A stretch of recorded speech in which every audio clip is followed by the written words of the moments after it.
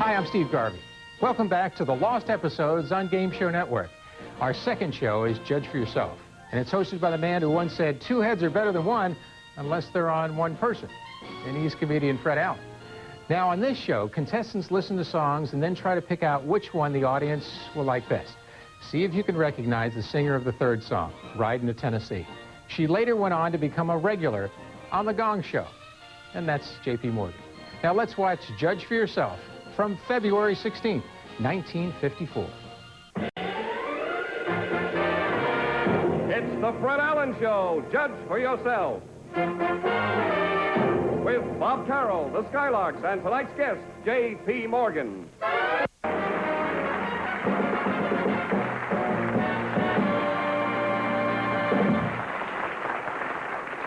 Thank you very much. Good evening, ladies and gentlemen, and welcome to Judge for Yourself. I'm a little tired tonight. I've been busy all day throwing out my old Valentines. You know, the most gruesome Valentine I received this year was from Mickey Spillane. The heart on the Valentine was still beating. But I tell you, perhaps notice I have a little cold in my head, ladies and gentlemen. My nose has been all stuffed up, and of course, as you know, I talk through my nose. And the last 2 or 3 days, I've had to talk through my mouth until my nose clears up. It's very confusing. But it's funny, whenever you have a cold, everybody's so eager to give you a free remedy, you know. Yesterday, I sneezed in the bus, and the bus driver said I can clear up that cold in 2 hours. He said, all you have to do is take 7 aspirins and then drink a half a glass of straight chlorophyll. He said, in 2 hours, it'll be gone.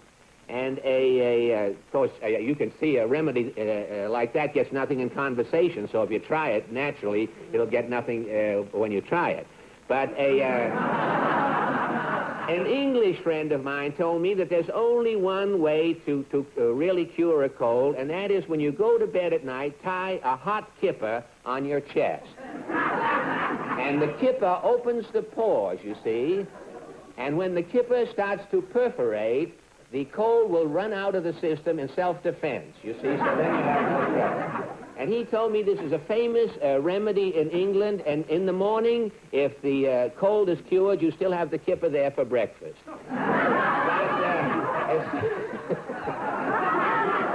But I don't know. I didn't try it, so I don't know. We are not here running a kipper clinic, ladies and gentlemen. We are here tonight to try to entertain you with our show, Judge for Yourself, and here's how it works. These contestants are going to listen to 3 up-and-coming songs written by top professional composers. They can win $1,000 if they can match the musical taste of the public and pick the one song our audience likes best. And now back to Fred Allen. Well, that's all there is to it, ladies and gentlemen. We have the $1,000, and any contestant is welcome to it, picking the right song. And now let's meet our first contestant tonight, ladies and gentlemen, who is here to judge songs, Mr. Ralph Simon. Ralph? Welcome to our humble quarters here. How are you, Fred? And, well, I have a head cold, as I was explaining. If you have a remedy, I'd like to hear it later, not now, because we don't have much time. But with our compliments, we want you to have a carton of Old Golds for your smoking pleasure. Thank you. And I'm sure you'll enjoy them. Now, in your letter, Ralph, you say that you are a mounted policeman in Newark, New Jersey. Now, how long have you been with the police department? I've been with the Newark Police Department for 3.5 years, Fred. Uh-huh. I've been riding a horse for the past 3 years, but prior to that, I was on foot patrol. Oh, really? Well, which duty did you prefer, did you like better? I liked the horse better when I was on foot patrol. I had a problem with sore feet. Oh, sore feet, did you?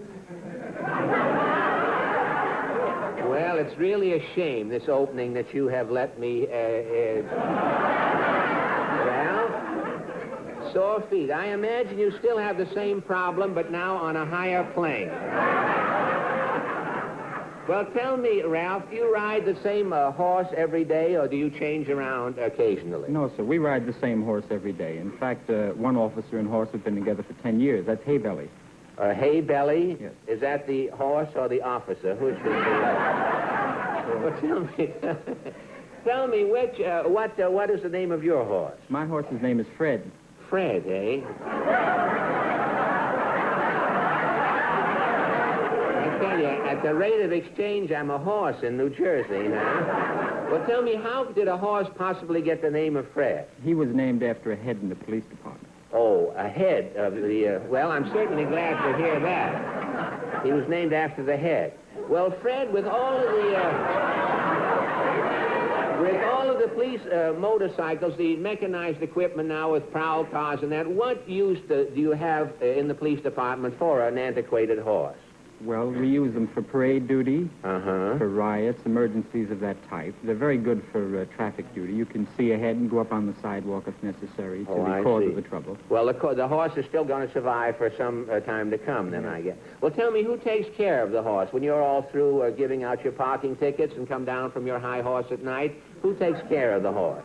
Each man is responsible for his own horse. You have to feed your horse, do you? Yes, sir. My job is to see that he's curried properly, and he's brushed down with a stiff brush, and I take care of wiping him off with a wool cloth, and clean his feet, comb his tail and his mane. Really? In fact, I spend more time with that thing than I do with my horse, with my wife.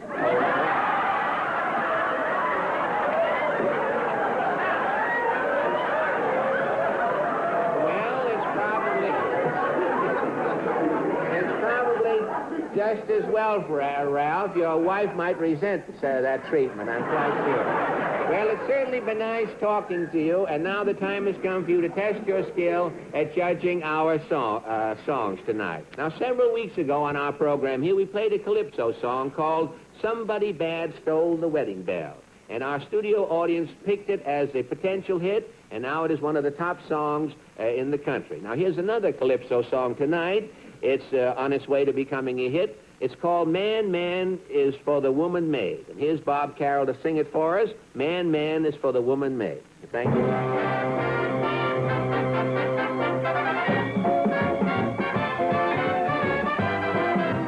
I'm the man, man who was made for you, and you're the woman who was made for me. As the chimney is for the smoke, as the laughing is for the joke, as the shelter is for the storm, as the fire is for the warm, as the fiddle is for the bow, as the tapping is for the toe, as the bucket and the well, and the dinner and the bell, as the candle is for the glow.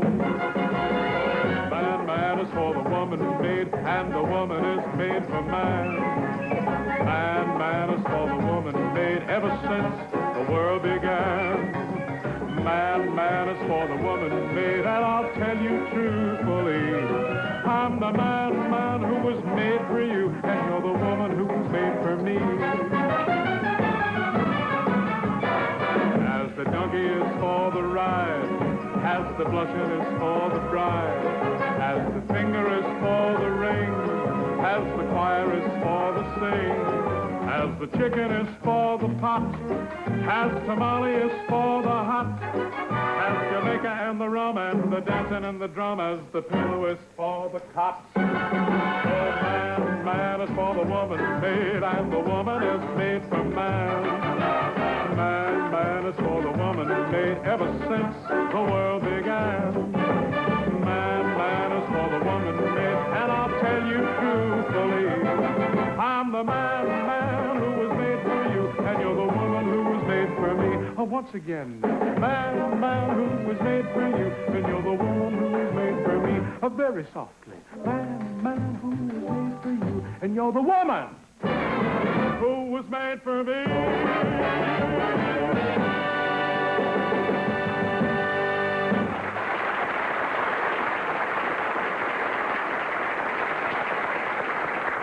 That was Man, Man is for the Woman Made. And incidentally, RCA Victor has recently recorded that, ladies and gentlemen, in case you're making notes as you're sitting there at home. And here's our next contestant, the Reverend John P. Cranston. Reverend, welcome to our quarters here. Good evening, Fred. We want you with our compliments to, I don't know whether that's out of order or not. I'd like you to have a carton of our old golds. Do you smoke? Yes, I do, Fred. You do? Well, Thank you very much. Do you smoke those? Well, that's a personal question now. Oh, really? They're made by the same company. Oh, made by the same company. Yeah, that's right. Well, you're going to smoke those, I know, yes, because now they're on the house. Well, Reverend, you are from Woodbury, Connecticut, I know, and you are the pastor of a church up there. The First Congregational Church. The First Congregational Yes, in Church. Woodbury. Well, I'm sorry that you mentioned the denomination, Reverend. We may have to give equal time to Bishop Sheen now, you know. Tell me, how long have you been in the ministry? Well, I've been in 14 years, Fred, but to tell you the truth, this is the largest congregation I've had tonight. I wish I could pass an offering plate. Oh, really? Tonight? Well, I maybe... didn't start till I was 27 in the ministry. Oh, when you were 27. Well, what did you do before? Oh, I did many things. I was newspaper work, and I was a personnel manager, and I was a salesman. In fact, I sold for Texaco in the days when you were selling their products, too, on radio. Oh, really? That's right. Well, that's true. I was with Texaco for some time. We've both changed sponsors, obviously.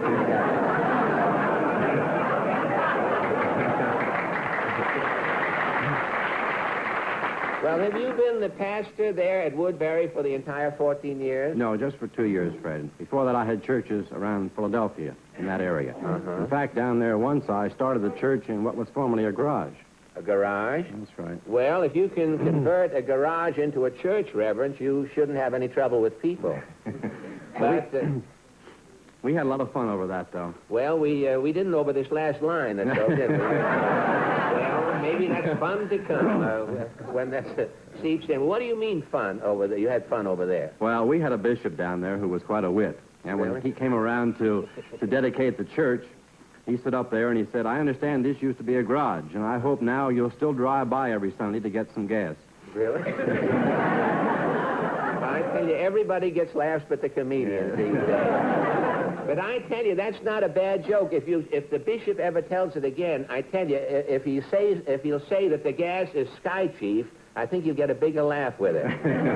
But probably not, too. Of course, that's so bad. But tell me, do you include many amusing stories in your sermons? Oh, yes, I try to inject a little humor once in a while in the sermon.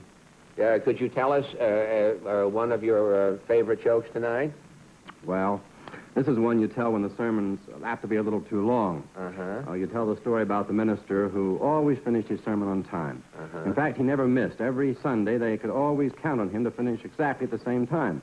The women used to set their electric ovens by it, and they'd go home and take the roast out, and it was done. But one Sunday, something happened because the sermon went long over time, and all the roasts were burned, and everybody was late.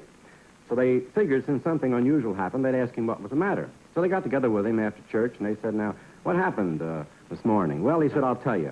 The way I work it is this. When I start to preach, I always reach in my pocket and pull out a lifesaver. I put that in my mouth, and I suck it. When the lifesaver's gone, the sermon's through." But he said, "This morning, I got a button by mistake."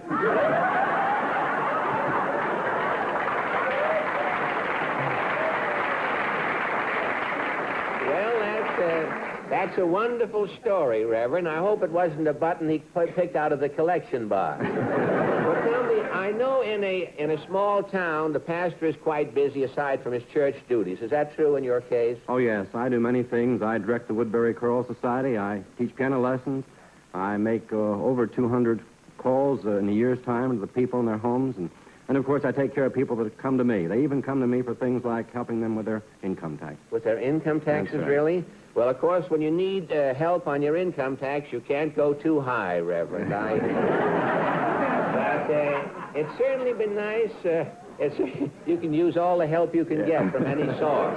Well, thank you, Reverend. It's certainly been nice talking to you. It's been enlightening, and I've enjoyed it very much. Now, the time has come for you to test your skill at judging our songs, and the next song is a ballad called Melancholy Me. Decca Records have recorded it recently, and tonight the Skylarks are going to sing it for us. Ladies and gentlemen, Reverend Cranston, Melancholy Me.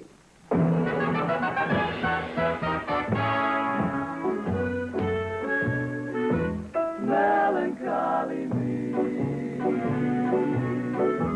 melancholy over you, all alone and feeling blue. Are you melancholy too? Miss you every day. Ever since you went away, melancholy over you. Are you melancholy?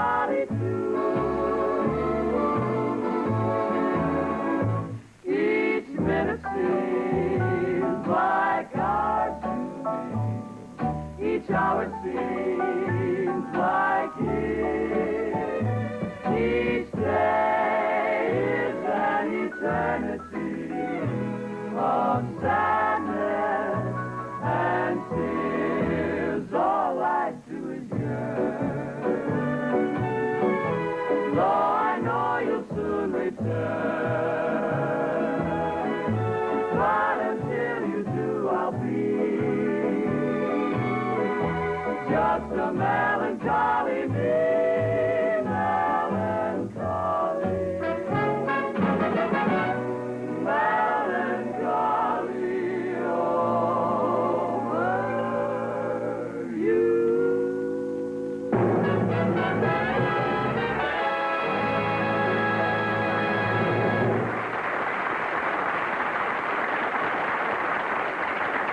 That was Melancholy Me, ladies and gentlemen. Ladies and gentlemen, Mr. Stacy Jones. Mr. Jones, with our compliments, we want you to have a carton of Old Golds for your smoking pleasure.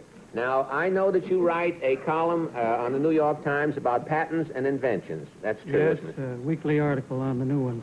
New inventions. Well, I read your column every Saturday. I can tell you that your middle name is V. Your middle initial, isn't it? To prove that I read it. But tell me, I read about some unusual inventions there. One was a chair some time ago, that the chair went around with the person. You couldn't get up from it or something. Do you have other strange inventions like that? Yes, there is the self-watering flower pot and shoes for walking on water. And then there is a gadget that is very convenient for my lady when she is dressing. This is fitted on the side of her bedroom wall, and by pulling ropes, she can zip up the back of her dress. Oh, really? Well, it's possibly for old maids, I would imagine.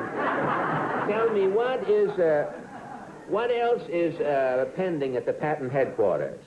Well, there was a very unusual invention that already has been patented you might like to know about. It's a golf club. An unusual golf club? One that hasn't been presented to President Eisenhower? Is that why it's unusual? It's probably the only one, and I don't think it would be too popular around the White House. Why? Well, it's a hollow golf club. Oh? And by removing a slide on the head, you take out a series of glasses. And by taking a cork off the top of the handle, you pour yourself a drink. Oh, really? You don't have to wait for the 19th hole. Oh, say, I never thought I'd see a man drinking from a golf club taking his liquor from a spoon. I mean, it's rather... But tell me, with a club like that, at the end of 18 holes, the golfer and the caddy would both have a bag on, wouldn't they? Well, you say this, is this golf club on the market at the present time? The inventor says no, but he has hopes of getting it on the market soon. Oh, when he sobers up, I imagine he'll get down there. Well, well, I imagine using a club of this sort, instead of replacing the divot, you'd be replacing the player most of the time. Well, I'm sorry that we won't have time to go into some more strange inventions, Mr. Jones, but the time has now come for you to test your skill at judging our songs. And our third song is a rhythm novelty with a country flavor called Ridin' to Tennessee. And here's our guest for the evening, Miss Jaye P. Morgan, to sing it for us. Ridin' to Tennessee. Thank you.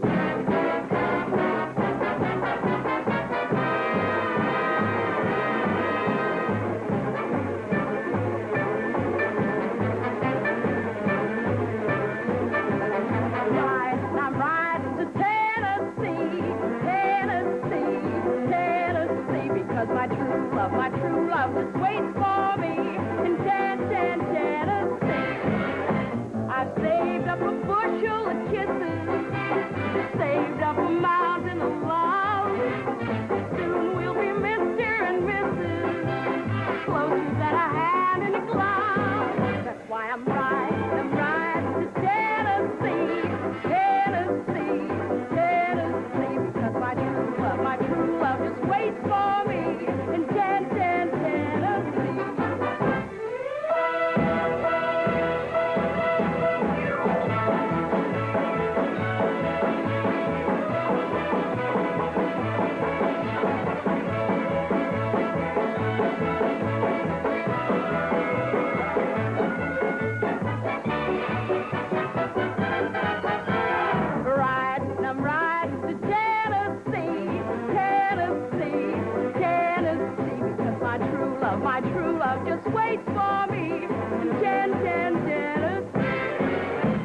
I saved up a bushel of kisses, saved up a mountain of love. Soon we'll be Mr. and Mrs. closer than I had in a glove. That's why I'm riding to Tennessee, Tennessee, because my true love just waits for me in Tennessee.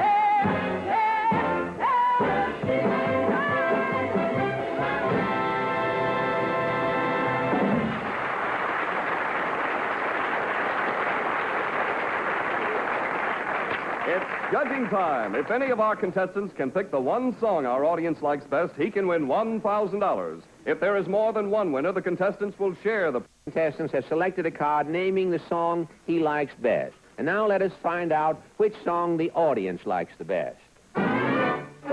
You will see the results on this special meter, which adds up the exact amount of applause you give each song. The first song you heard tonight was Man, Man is for the Woman Made.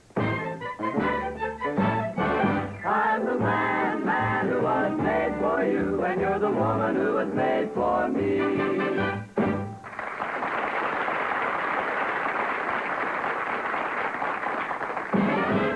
Our next song was Melancholy Me. Melancholy me, melancholy over you.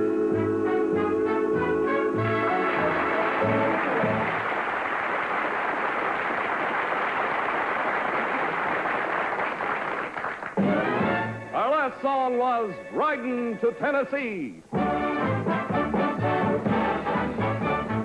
I'm riding to Tennessee because my true love waits for me.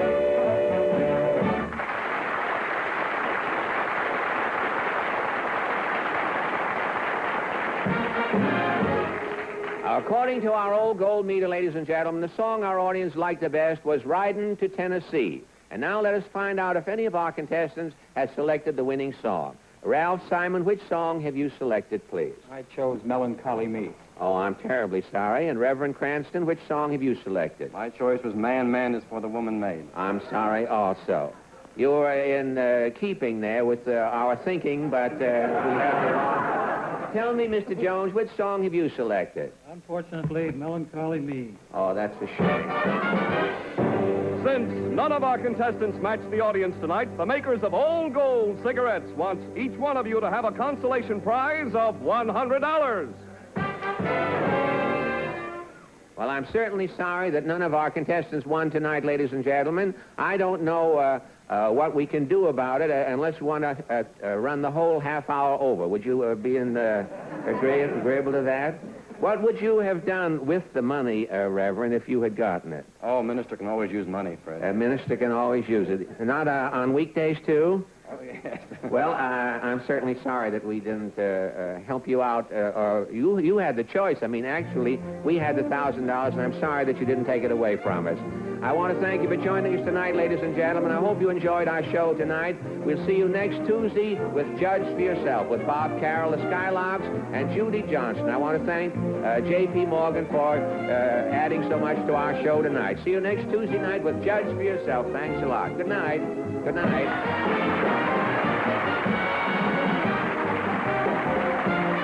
Judge for Yourself is a Mark Goodson, Bill Todman production.